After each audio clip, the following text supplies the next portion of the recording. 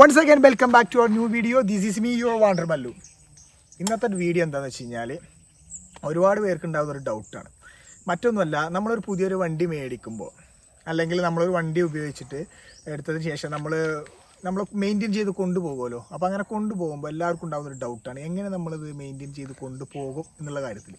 അതിനെങ്ങനെയൊക്കെയാണ് ചിലവ് വരുന്നത്, ഏതൊക്കെ പ്രൊഡക്ട്സാണ് നമ്മൾ യൂസ് ചെയ്യേണ്ടത്, അങ്ങനെയുള്ള കുറച്ച് സംശയങ്ങളും കാര്യങ്ങളൊക്കെ. അപ്പോൾ അത്തരം സംശയങ്ങളും കാര്യങ്ങളൊക്കെ തീർക്കുന്ന ഇതിനെക്കുറിച്ചുള്ള ഒരു വീഡിയോ ആണ് നമ്മൾ ഇന്ന് ചെയ്യാൻ പോകുന്നത്. സോ എൻ്റെ അടുത്തുള്ള കുറച്ച് പ്രൊഡക്ട്സും കാര്യങ്ങളൊക്കെ നിങ്ങൾ കണ്ടിട്ടുണ്ടാവും.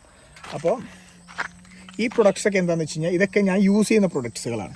അപ്പോൾ ഇതിനെക്കുറിച്ചുള്ള വിവരണങ്ങൾ, ഇതൊക്കെ ഞാൻ എന്തിനാണ് യൂസ് ചെയ്യുന്നത്, എപ്പോഴൊക്കെയാണ് യൂസ് ചെയ്യുന്നതിനെ കുറിച്ചുള്ള ഒരു ഡീറ്റെയിൽസ് ഞാൻ നിങ്ങൾക്ക് തരാം.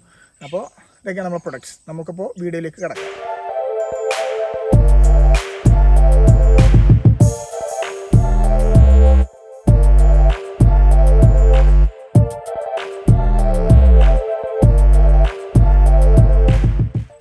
ആദ്യം തന്നെ നമ്മൾ എല്ലാവരും ചിന്തിക്കുന്നൊരു കാര്യം വണ്ടിയുടെ ചെയിൻ ക്ലീനിങ്ങും ചെയിൻ ലൂബ്രിക്കേഷനെ കുറിച്ചാണ്. ഇതിനെ പറ്റിയൊരു വീഡിയോ ഇതിനു മുമ്പ് ചെയ്തിട്ടുണ്ടായിരുന്നു. ആ വീഡിയോ കാണാത്തവർക്ക് ഞാൻ അതിൻ്റെ ലിങ്ക് ഐക്കാർഡിൽ കൊടുക്കാം, എങ്ങനെയാണ് ചെയിൻ ലൂബ് ചെയ്യേണ്ടതും അങ്ങനെ അതിനെക്കുറിച്ചുള്ള കാര്യങ്ങളും ഡീറ്റെയിൽസുകളൊക്കെ. അപ്പോൾ ഈ വീഡിയോ നമ്മൾ പരമാവധി ചുരുക്കിയിട്ടായിരിക്കും ചെയ്യുക. സോ അതുകൊണ്ട് തന്നെ നിങ്ങൾ ഈ വീഡിയോ കംപ്ലീറ്റ് സ്കിപ്പ് ചെയ്യാണ്ട് കാണാൻ ശ്രമിക്കുക, എങ്കിൽ മാത്രമേ നിങ്ങൾക്ക് ഞാൻ പറയുന്നത് എന്താണെന്ന് മനസ്സിലാവുള്ളൂ. അപ്പോൾ ഞാൻ അതിന് യൂസ് ചെയ്യുന്ന first chain lube and chain cleaner spray. ഇപ്പോൾ ഞാൻ യൂസ് ചെയ്യുന്ന ചെയിൻ ലൂബ് എന്ന് പറഞ്ഞാൽ വിഡോളിൻ്റെ ചെയിൻ ലൂബാണ്. പിന്നെ അതിന് ക്ലീനർ യൂസ് ചെയ്യുന്നത് ഇതാണ്, മാക്സോളിൻ്റെ ചെയിൻ ക്ലീനറാണ് യൂസ് ചെയ്യുന്നത്. ഇതിൻ്റെ ചെയിൻ ലൂബിന് റേറ്റ് വരുന്നത് 161 രൂപയും ഇതിന് റേറ്റ് വരുന്നത് 170 രൂപയാണ് ഇതിൻ്റെ റേറ്റ് വരുന്നത്. അപ്പോൾ ഇത് ഉപയോഗിക്കാനുള്ള ഒരു കാരണം എന്താ വെച്ച് കഴിഞ്ഞാൽ, വിഡോളിൻ്റെത് ഞാൻ ഒരുപാട് ബ്രാൻഡുകൾ യൂസ് ചെയ്തിട്ടുണ്ട്. വിഡോൾ യൂസ് ചെയ്തിട്ടുണ്ട്, ലിക്കിമോൾ യൂസ് ചെയ്തിട്ടുണ്ട്, കാസ്ട്രോൾ യൂസ് ചെയ്തിട്ടുണ്ട്, ഇതുപോലെ തന്നെ മാക്സോളിൻ്റെ യൂസ് ചെയ്തിട്ടുണ്ട്. അതിലൊന്നും എനിക്ക് വലിയ പ്രശ്നങ്ങളും തോന്നിയിട്ടില്ല. ഏകദേശമൊക്കെ എല്ലാം ഒരുപോലെ തന്നെയാണ്. എന്തായാലും നമുക്കൊരു 500 കിലോമീറ്റർ ആകുമ്പോൾ നമുക്കിത് റീഅപ്ലൈ ചെയ്ത് കൊടുക്കേണ്ടി വരും. അതുകൊണ്ട് തന്നെ നമ്മൾ വിഡോൾ യൂസ് ചെയ്യുന്നു, അത്രേ ഉള്ളൂ. വേറെ അതും അല്ലാതെ ഇത് ചെയ്യുന്നത് കൊണ്ട് കൂടുതൽ ബെനിഫിറ്റ് എന്നുള്ളതൊന്നുമില്ല. സോ അതുകൊണ്ടാണ് നമ്മളത് ചെയ്യുന്നത്. പിന്നെ ചെയിൻ ക്ലീൻ ചെയ്യാൻ ഞാൻ യൂസ് ചെയ്യാറുണ്ട്. നമ്മൾ പറഞ്ഞ ക്ലീനർ യൂസ് ചെയ്യാറുണ്ട്. അതുപോലെ തന്നെ നമ്മൾ ഈ WD-40 ഞാൻ യൂസ് ചെയ്യാറുണ്ട്. ഇത് രണ്ടും മച്ച് കോസ്റ്റ്ലി ആയതുകൊണ്ട് തന്നെ ഞാൻ സംടൈംസ് ഇത് ഒഴിവാക്കാറുണ്ട്, ഇത് ഇഗ്നോർ ചെയ്യാറുണ്ട്. മറ്റൊന്നും കൊണ്ടല്ല, ഞാൻ ഒന്നെങ്കിൽ നമ്മളെ കെറോസിൻ മണ്ണെണ്ണ കൂടാതെ നമ്മളെ വെജിറ്റബിൾ ഓയിൽ ഇത് രണ്ടും കൂടി മിക്സ് ചെയ്തതിന് ശേഷം ഞാൻ ക്ലീൻ ചെയ്യാറുണ്ട്. അങ്ങനെയാണെന്നുണ്ടെങ്കിൽ നമ്മളെ വണ്ടിയിലേക്ക് റെസ്റ്റ് പിടിക്കില്ല, അതായത് ചെയിനിലേക്ക് റെസ്റ്റ് പിടിക്കില്ല, കറക്റ്റ് ചെയിനിലേക്ക് റെസ്റ്റ് പിടിക്കില്ല. അപ്പോൾ അത് ശ്രദ്ധിക്കുക. അങ്ങനെയാണെങ്കിൽ ബഡ്ജറ്റ് ഫ്രണ്ട്ലി ആണ്, എല്ലാം കൊണ്ടൊന്നും കൂടി അടിപൊളിയാണ്, അങ്ങനെ എനിക്ക് തോന്നിയിട്ടുണ്ട്. അപ്പോൾ ഇത് ഉപയോഗിക്കാൻ പ്രശ്നമില്ലാത്ത ആളുകളാണെങ്കിൽ ഇത്രയും ബഡ്ജറ്റ് മുടക്കാൻ, ഇത് ഏകദേശം രണ്ടും കൂടി മുടക്കുമ്പോൾ 170-80 രൂപ. ഏറ്റവും സാമ്പിൾ ബോട്ടിലാണ് ചെറുത്, WD-40. അപ്പോൾ ഇത് ഉപയോഗിക്കാൻ കുഴപ്പമില്ലാത്തതും ബഡ്ജറ്റ് പ്രശ്നമില്ലാത്ത ആൾക്കാർക്കാണ് ഇത് ഉപയോഗിക്കാം. അല്ലാത്ത പക്ഷേ നിങ്ങൾക്ക് ഞാൻ ഈ പറഞ്ഞതുപോലെ ഉപയോഗിക്കുന്നതായിരിക്കും ബെറ്റർ. ഞാൻ യൂസ് ചെയ്യുന്ന മറ്റൊരു കാര്യം, അതായത് വണ്ടിയുടെ ബോഡി മെയിൻറ്റെയിൻ ചെയ്യാൻ വേണ്ടി ഞാൻ ഉപയോഗിക്കുന്ന മറ്റൊരു കാര്യം, ഇത് മെറ്റൽ കൊണ്ട് തന്നെ ഞാൻ ഇവിടെ മാത്രമേ ഫൈബർ വരുന്നുള്ളൂ. ഇത് ഇവിടെയും ഫ്രണ്ടിലും ബാക്കിയൊക്കെ മെറ്റലാണല്ലോ. ആകെ വളരെ ബോഡി കമ്മിയാണ് നമ്മുടെ ഹിമാലയക്ക്.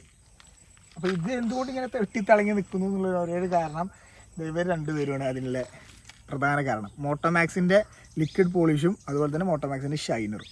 ഈ ഷൈനർ മെറ്റലിലാണ് യൂസ് ചെയ്യേണ്ടത്. ഇതിൻ്റെ മെറ്റൽ യൂസ് ചെയ്യാത്ത, അതായത് ഫൈബേഴ്സിനാണെന്നുണ്ടെങ്കിൽ ഡാഷ് പോളിഷ് വേറെ വരുന്നുണ്ട് ഈ ബ്രാൻഡിൽ തന്നെ. ഞാൻ കൂടുതലും പ്രിഫർ ചെയ്യാറ് മോട്ടോമാക്സിൻ്റെയാണ്. അത്യാവശ്യം ബഡ്ജറ്റ് ഫ്രണ്ട്ലി ആണെങ്കിൽ തന്നെ നമുക്ക് അത്യാവശ്യം അവൈലബിൾ ആണ് മാർക്കറ്റിൽ. നമുക്ക് എപ്പോൾ ആക്സസ് ആണ് സംഭവം, നമുക്ക് എവിടെ ഏത് ഷോപ്പിൽ പോയി ചോദിച്ചു കഴിഞ്ഞാൽ ഇത് അവൈലബിൾ ആണ്, കിട്ടും. അപ്പോൾ അതുകൊണ്ടാണ് ഞാനിത് ഉപയോഗിക്കുന്നത്. ഇതിൻ്റെ റേറ്റ് വന്നിട്ടുള്ള 65 രൂപയും ഇതിന് വന്നിട്ടുള്ളത് 135 രൂപയാണ് ഇതിൻ്റെ റേറ്റ് വന്നിട്ടുള്ളത് കേട്ടോ. ഇത് ഞാൻ എങ്ങനെയാണ് ചെയ്യാറെന്ന് വെച്ച് കഴിഞ്ഞാൽ, ഒക്കെ ആഫ്റ്റർ വാഷിന് ശേഷമാണ് ഞാനിത് ഉപയോഗിക്കാറ്. വണ്ടി വാഷ് ചെയ്തതിന് ശേഷം ഞാൻ നമ്മുടെ മോട്ടോമാക്സിൻ്റെ ഈ യെല്ലോ പോളിഷ് ഞാൻ അപ്ലൈ ചെയ്യും. അതിന് അപ്ലൈ ചെയ്ത് കഴിഞ്ഞാൽ വണ്ടി ഒന്നുകൂടി ബ്രൈറ്റ് ആയിരിക്കും. അതിനുശേഷം അത് ഒന്ന് റൺ ചെയ്തതിന് ശേഷം, അതായത് കണ്ടിന്യൂസ് ഒരു 1 month ഒക്കെ നമുക്ക് അതിൻ്റെ ഒരു എഫക്റ്റ് നമ്മുടെ വണ്ടിയിലുണ്ടാവും. അതിനുശേഷം നമുക്ക് ഒന്ന് സപ്പോർട്ട് ചെയ്യാൻ വേണ്ടിയിട്ട് വണ്ടിക്ക് ഈ സാധനം ഒന്നും നിലനിർത്തണമല്ലോ. നമുക്ക് 1 മാസം കിട്ടിയാൽ പോരാ, അതിലൂടെ ഒന്നും കൂടിയും ഒന്ന് കണ്ടിന്യൂസ് ആയിട്ട് ലെവലായി കിട്ടാൻ വേണ്ടിയിട്ടാണ് ഞാൻ ഈ ഷൈനർ യൂസ് ചെയ്യുന്നത്. അപ്പോൾ അത് യൂസ് ചെയ്യുകയാണെന്നുണ്ടെങ്കിൽ കുറച്ച് ഓയിലി ആയിരിക്കും. അപ്പോൾ നിങ്ങൾ ഈ ഇത്തരം സർഫേസുകളിലൊക്കെ നമ്മൾ ഈ ഫുഡ് റെസ്റ്റ് അങ്ങനെയുള്ള സർഫേസുകളും കാര്യങ്ങളും, അതുപോലെ ഹാൻഡ് ഗ്രിപ്പ്, ഇവിടെ മിറേഴ്സിൻ്റെ അവിടെ നിങ്ങൾ അപ്ലൈ ചെയ്യാതിരിക്കുക, കാരണം അത് കുറച്ച് ഓയിലിയാണ്. അതുകൊണ്ട് തന്നെ ശ്രദ്ധിച്ച് ഉപയോഗിക്കുക. അങ്ങനെയാണെങ്കിൽ അത് ഉപയോഗിക്കുമ്പോൾ കുറച്ചുകൂടി നമുക്ക് ലെങ്ത് ടൈം ഒന്നും കൂടി കൂടുതൽ കിട്ടും. അതിനാണ് ഞാനത് ഉപയോഗിക്കാറ്. പ്രത്യേകിച്ച് സെറാമിക്കും കാര്യങ്ങളൊക്കെ ഒന്നും ചെയ്യേണ്ട ആവശ്യകത ഇല്ല. നമ്മൾ പ്രത്യേകിച്ച് എൻ്റെ വണ്ടി മാറ്റ് ആയതുകൊണ്ട് തന്നെ ഞാൻ സെറാമിക് ചെയ്തിട്ടില്ല, ഞാൻ ജസ്റ്റ് കൂളിങ് ചെയ്തേക്കാണ്. അതുകൊണ്ട് ഇതിന് മുകളിലോട് ചെയ്താൽ മതി. അതുകൊണ്ട് വേറെ ഇഷ്യൂസും കാര്യങ്ങളൊന്നും നമുക്കിതിന് വരാനില്ല. സെറാമിക് പറഞ്ഞാൽ ഒരുപാട് കോസ്റ്റ്ലിയാണ്. അതൊക്കെ നമുക്ക് ഇത് ചെയ്യുമ്പോൾ ഒരുപാട് കുറക്കാൻ പറ്റും. ശേഷം ഞാൻ ഉപയോഗിക്കുന്നത് വെച്ച് കഴിഞ്ഞാൽ നമ്മളെ ടയർ ഫോമാണ്, അതായത് മാറ്റ് ഷൈനർ എന്ന് പറഞ്ഞ സാധനം. നമ്മുടെ ബ്ലാക്ക് സർഫേസ് വരുന്ന നമ്മുടെ ടയറിൻ്റെ സൈഡെല്ലാം പോളിഷ് ചെയ്യാൻ വേണ്ടിയിട്ട് ഞാനിത് യൂസ് ചെയ്യുന്നത്. ഇതിൽ 120 രൂപയാണ് വരുന്നത്. ഈ ബ്രാൻഡും അത്യാവശ്യം നല്ല ബ്രാൻഡ്, ഓട്ടോലിൻ ഓട്ടോ കെയറിൻ്റെ ബ്രാൻഡാണ്. ഇത് നമ്മുടെ ഷോപ്പിലൊക്കെ അവൈലബിൾ ആണ് ഈ ബ്രാൻഡ്. അത്യാവശ്യം സൂപ്പർ ക്വാളിറ്റിയാണ്. ടയറൊക്കെ വെട്ടിത്തളവും. അപ്പോൾ അത്യാവശ്യം കണ്ടില്ല. അപ്പോൾ ഞാനത് 1 month ആയിട്ട് ഇപ്പോൾ പോളിഷ് ചെയ്തിട്ട് ഇപ്പോഴും വലിയ ഇഷ്യൂസും കാര്യങ്ങളൊന്നും അതിൽ വന്നിട്ടില്ല. അതായത് അത്യാവശ്യം ചെളിയും കാര്യങ്ങളൊക്കെ ആവുകയാണെന്നുണ്ടെങ്കിൽ നമ്മളെ ഹൈഡ്രോഫോബിക് എന്നൊക്കെ പറയില്ലേ, അതായത് ചെമ്പിൻ്റെ ഇലയുടെ ആ ഒരു ഫോം ഇത് നമുക്കിത് കിട്ടും. ചെളിയായി കഴിഞ്ഞാൽ ഇതുമ്മ തട്ടിയിട്ട് തെറിച്ച് പോകുന്ന പോലെ അങ്ങനെ ആവും ഇത് കാണിക്കും കേട്ടോ. ഞാൻ എന്തെങ്കിലും ചെയ്തിട്ട് ഒരു വീഡിയോ ഞങ്ങൾക്ക് കാണിച്ചു തരുന്നുണ്ട്. എന്തെങ്കിലും നമുക്ക് പറ്റില്ല. പിന്നെ യൂസ് ചെയ്യുന്ന പ്രൊഡക്റ്റാണ് നമ്മുടെ ഹെൽമെറ്റിലേക്കുള്ള മാക്സോളിൻ്റെ ആൻറ്റി ഹെൽമെറ്റ് ബാക്ടീരിയൽ എന്ന് പറയുന്ന സംഭവം. അതായത് നമ്മളെ ഹെൽമെറ്റിന് നല്ല ബാഡ് സ്മെല്ല് കാര്യങ്ങളൊക്കെ ഒഴിവാക്കാൻ വേണ്ടിയിട്ടും, അതുപോലെ തന്നെ നമുക്ക് നമ്മുടെ ഹെൽമെറ്റ് 2, 3, 4 പേരൊക്കെ യൂസ് ചെയ്യാറുണ്ടാവും, മേ ബി നമ്മുടെ സുഹൃത്തുക്കളൊക്കെ കൊണ്ടുപോകുമ്പോൾ. അപ്പോൾ അങ്ങനെ കൊണ്ടുപോകുകയാണെന്നുണ്ടെങ്കിൽ സ്വാഭാവികമായിട്ടും ഫംഗസും കാര്യങ്ങളൊക്കെ വരാൻ സാധ്യതയുണ്ട്. അത്തരം സിറ്റുവേഷനിലൊക്കെ നമുക്കിത് യൂസ് ചെയ്യാം. മാക്സോളിൻ്റെ നല്ല ബ്രാൻഡാണ്. ഇതിൻ്റെ റേറ്റ് ഒരു 230 രൂപയാണ് ഇതിൻ്റെ റേറ്റ് വരുന്നത് കേട്ടോ. ഇത് ഞാൻ മന്ത്ലി ഒരു 2 times ഞാൻ ചെയ്യാറുണ്ട് ഈ സംഭവം. ഹെൽമെറ്റിൽ ജസ്റ്റ് ഒന്ന് സ്പ്രേ ചെയ്ത് കൊടുക്കുക, സിമ്പിളാണ്. അത്യാവശ്യം നല്ല സ്മെല്ലും കാര്യങ്ങളൊക്കെയാണ്. ഇതിൻ്റെ ഫ്ലേവർ വന്നിട്ടുള്ളത് നമ്മളെ ബ്ലൂ മെന്നിൻ്റെ ഒക്കെ ഒരു സ്മെല്ല് ഫ്ലേവർ ഉണ്ടല്ലോ, ആ സ്പ്രേ അറിയുന്നവർക്ക് അറിയാം. അതിൻ്റെയൊക്കെ ഏകദേശം ഒരു ഫ്ലേവറാണ് ഇതിന് വരുന്നിട്ടുള്ളത്. അപ്പോൾ ഇത് നല്ല അത്യാവശ്യം നമുക്ക് നിർബന്ധമായൊരു കാര്യമാണ്. ഇപ്പോഴത്തെ ഒരു കാലഘട്ടത്തിലും കാര്യങ്ങളൊക്കെ നമുക്ക് അത്യാവശ്യം നിർബന്ധമായ കാര്യമാണ്. അപ്പോൾ ഇതൊക്കെയാണ് ഞാൻ എൻ്റെ വണ്ടിയിലേക്ക് ഉപയോഗിക്കുന്ന പ്രോഡക്ട്സും കാര്യങ്ങളൊക്കെ. അപ്പോൾ ഞാൻ ഉപയോഗിക്കുന്ന എല്ലാ പ്രോഡക്ട്സും കാര്യങ്ങളും നിങ്ങൾക്ക് പരിചയപ്പെടുത്തി തന്നു. ഇനി ഇത് എപ്പോഴൊക്കെയാണ് ഉപയോഗിക്കേണ്ടതെന്നുള്ള കാര്യത്തെക്കുറിച്ച് ഒരു ചെറിയൊരു കൺഫ്യൂഷൻ ഇപ്പോൾ നിങ്ങൾക്ക് ഉണ്ടാവും. ഉണ്ടെന്ന് ഞാൻ വിശ്വസിക്കുന്നു. അങ്ങനെയാണെന്നുണ്ടെങ്കിൽ അതും കൂടി ഞാൻ ക്ലിയർ ചെയ്ത് തരാം. ഇത് ഞാൻ നോർമലായിട്ട് യൂസ് ചെയ്യാറ് എപ്പോഴും ആഫ്റ്റർ വാഷിന് ശേഷം, വണ്ടി വാഷ് ചെയ്തതിന് ശേഷം മാത്രമാണ് ഞാൻ ഈ പറഞ്ഞ ഈ പ്രൊഡക്ട്സുകളെല്ലാം ഞാൻ ഉപയോഗിക്കാറ്. അത് മറ്റൊന്നും കൊണ്ടല്ല, എങ്കിൽ നമുക്ക് അതിൻ്റെ കറക്റ്റ് റിസൾട്ട് നമുക്ക് കണ്ടറിയാൻ പറ്റുള്ളൂ. നമ്മൾ എന്ത് ഉപയോഗിച്ച് കഴിഞ്ഞാലും അതിൻ്റെ കറക്റ്റ് പെർഫോമൻസും കാര്യങ്ങളും നമുക്ക് കണ്ണോട് കണ്ട് മനസ്സിലാക്കണം എന്നുണ്ടെങ്കിൽ നമ്മളത് ആഫ്റ്റർ വാഷിന് മാത്രം നമുക്ക് ചെയ്യാൻ പറ്റുള്ളൂ. അതുകൊണ്ടാണ് ഞാനത് ആഫ്റ്റർ വാഷിനും മാത്രം നിങ്ങൾക്ക് റെക്കമെൻഡ് ചെയ്യുന്നത്. അപ്പോൾ നിങ്ങൾ പ്രത്യേകം ശ്രദ്ധിക്കുക.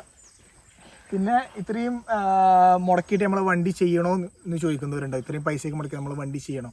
അത് വേറെ ഒന്നും കൊണ്ടല്ല. നമ്മളിപ്പോൾ ഉദാഹരണമായിട്ട് പറയുകയാണെന്നുണ്ടെങ്കിൽ നമുക്കൊരു പുതിയൊരു കുട്ടി ജനിക്കുകയാണെന്ന് വിചാരിച്ചോളൂ. കുട്ടി ജനിക്കുകയാണെന്നുണ്ടെങ്കിൽ നമുക്ക് എന്തായാലും കുട്ടിക്ക് ഒരുപാട് കാര്യങ്ങൾ നമ്മൾ ചെയ്ത് കൊടുക്കും.